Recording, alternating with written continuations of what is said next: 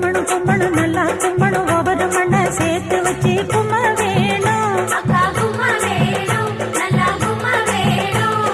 தேய்க்கணும் தேய்க்கணும் நல்லா தேய்க்கணும் சோப்பு போட்டு அழுக்கு போக தேய்க்க வேணும்.